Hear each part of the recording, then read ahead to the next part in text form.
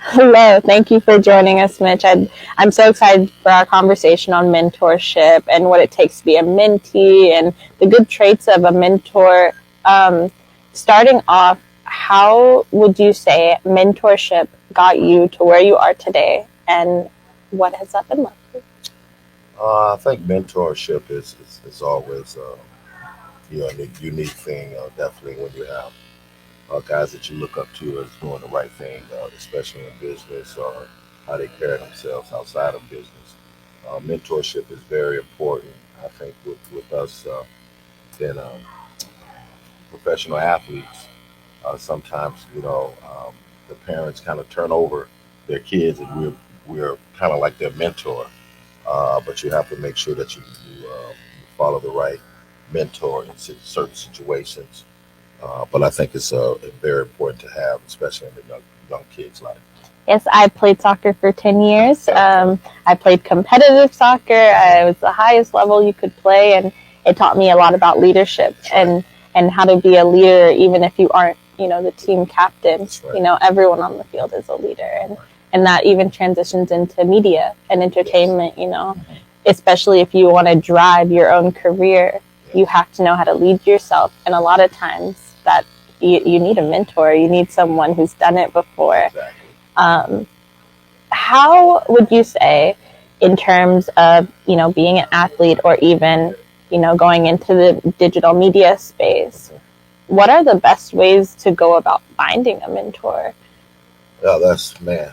In this space, it's like anything else. It's very difficult because it's brand new, Mm-hmm. and in this digital space, in this meta world, and the crypto world, and our world is really changing as we speak. Um, the whole ideal is to search, just like anything else. If you want to be at the best school, you have to kind of research and try to find those things. Very difficult to find. It took me 3 or 4 years to try to find the great. I mean, the best niche for me that I can learn and learn on the fly. And because there's so much information that you got to have in this space, and it's steady growing, and so some of the lingo that you don't know, you have to kind of just relearn. And that's what it's all about. If you want to actually be good in something, you have to really kind of work at it and study it. You just can't wing it. It's almost like being a mentor for yourself. No, Like no question you about it. you, you got to do it for yourself, Right, and and that would make you a good person that someone would want to train. right, Someone sees right. how hard you're working, and Yes, then they want to help you out. yes. That's normally how Yeah, it I goes. think for especially for the young kids, you gotta understand that sports kind of bridge you or actually kind of help you in every different field, especially in the business world, because you're gonna have a lot of no's. Mm-hmm. You're gonna have a lot of people turning you away. Just like in sports, you're gonna have some bad games. Right. You're gonna have some bad months. You're gonna Right. have some bad weeks, and so it's all about brush yourself off and really kind of focusing on what you really and truly. If it's something that you really and truly want to do, you have to continue to keep practicing it and try to be the best you possibly can. I think that's very important, Yes. especially in the way that sports translates in this Hmm. digital space. Someone falls down. My sister's a competitive Right. soccer player. Right. She falls down and she gets right back That's up. right. And if she doesn't get up, it's one of those like Mm-hmm. we're having a few bad weeks. Exactly. We gotta Exactly. get ourselves back out there. But a few bad weeks don't break an athlete, That's right. and That's I right. think that translates the same Hmm. here. Yeah, and it's all about teaching and it's all about learning. And I think um, if you put learning and teaching, or it's just like when you're going out for a sport and you're trying to learn a different move, you have to put time and effort to it. Right. It's just it.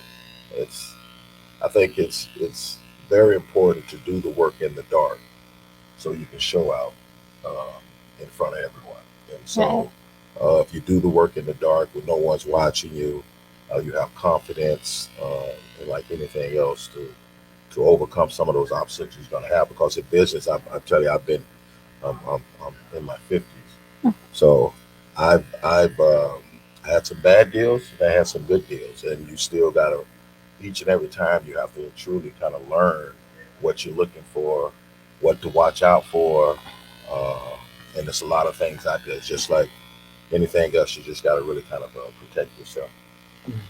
What advice would you give to young people who would come to you asking for mentorship and guidance? What would be kind of your first piece of advice to them?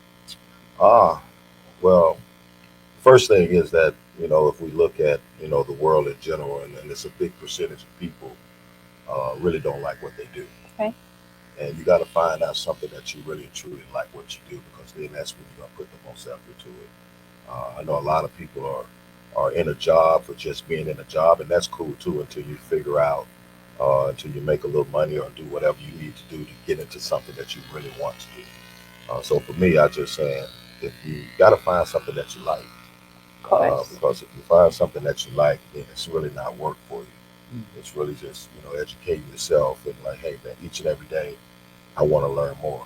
I want to do more, and I think that's the best thing I can tell. Thank you. That was great. That was great. I'd like to turn it over to Kevin Clark of the car and just ask you, Kevin, what do you think in terms of mentorship in this digital age? What are the key traits in being a mentor to young people? Okay, so one, I want to thank Mitch, Terrence, and Shane, and Saul, who are operating cameras and the equipment, because they're mentors. Yes. They're mentoring that car, the organization that we started almost 30 years ago. So it's not just mentoring a person, it's really volunteering and giving your time, your energy, and your heart to something that you believe is worthy of your time, your heart, your effort, your name.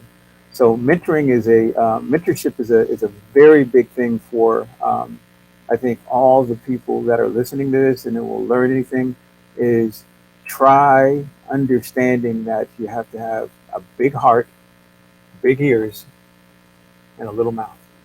Because the only way you can get people to tell you who they are is to draw things out of them, and they don't want to be talked to death. Right. So you got to figure out how to relate to them and how to be open and welcome them, with body language, just with access to who you are. And that's not for everybody. So I would say that mentorship is a science that, if you do it well enough, can become an art form. Yes.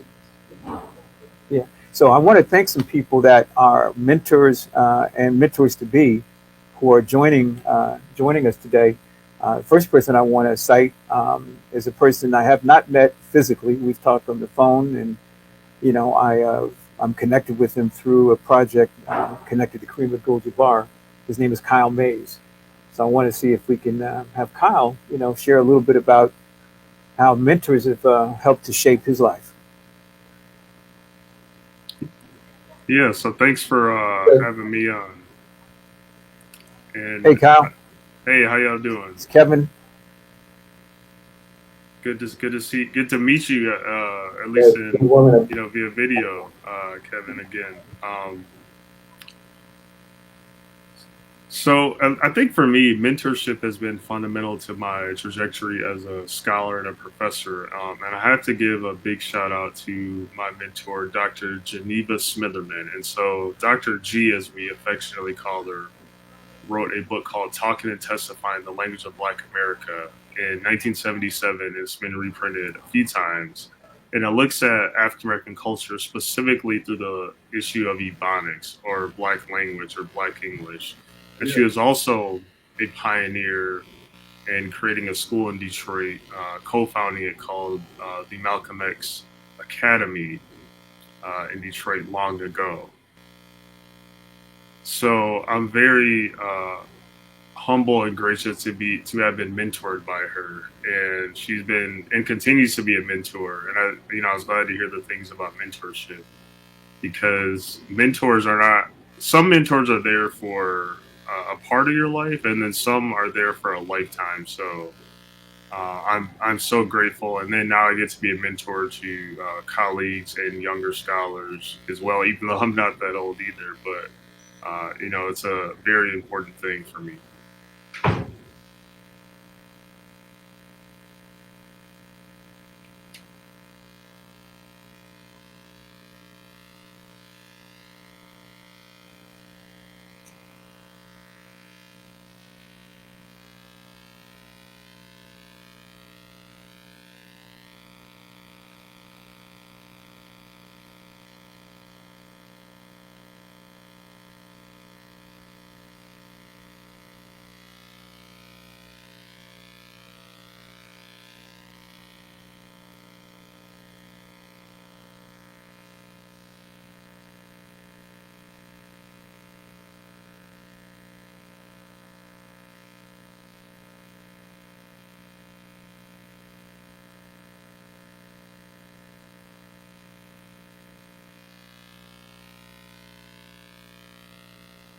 Okay. Thank you so much for being here and for meeting us. That was great insight. Mentorship is, it really does help people find their way when it comes to just like finding your niche. Having a niche and having a brand is really important. I would love to know your insight on what it takes to kind of navigate that and to fine tune your brand and your niche when you're looking for a career. Yeah, I think one of the major things for young people to realize is patience. I mean, you have to be very patient, not only in your own journey, but also be willing to learn and to make mistakes. And it doesn't even matter how old you are.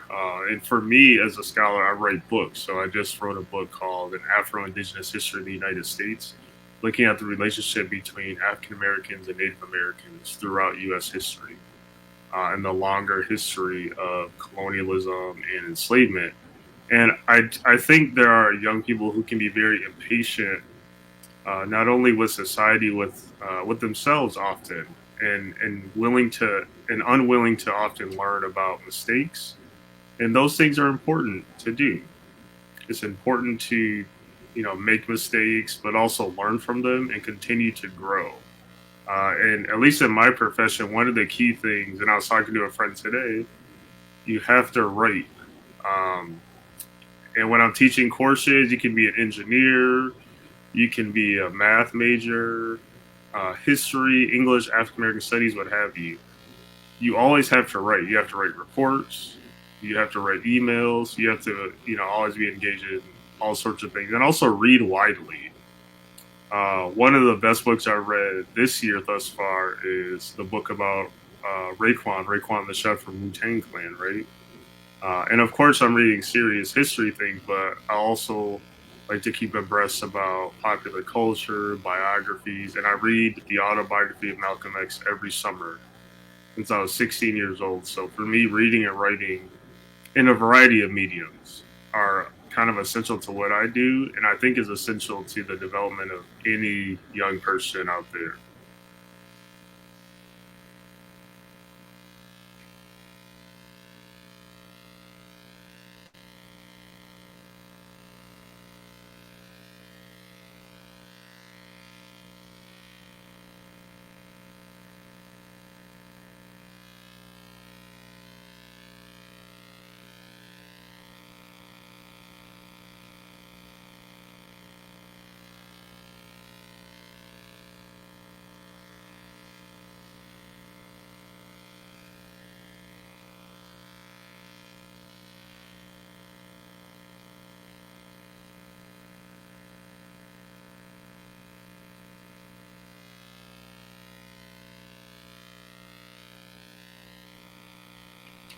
Thank you so much. I think that is so true, that writing in English and just knowing the words to use, the specifics to use, that can be very helpful when it comes to navigating in this industry and in this world. I thank you so much for joining us. I would like to turn it back over to Kevin.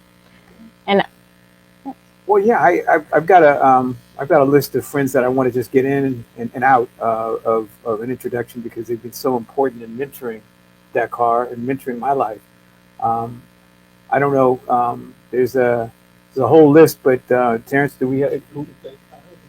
Yeah. So Cal, again, man, as a new friend, I absolutely want to make the invitation to join us as we impact these students and make make this road easier for us to try and create the next generation of mentors. Yeah, let's try to make something happen.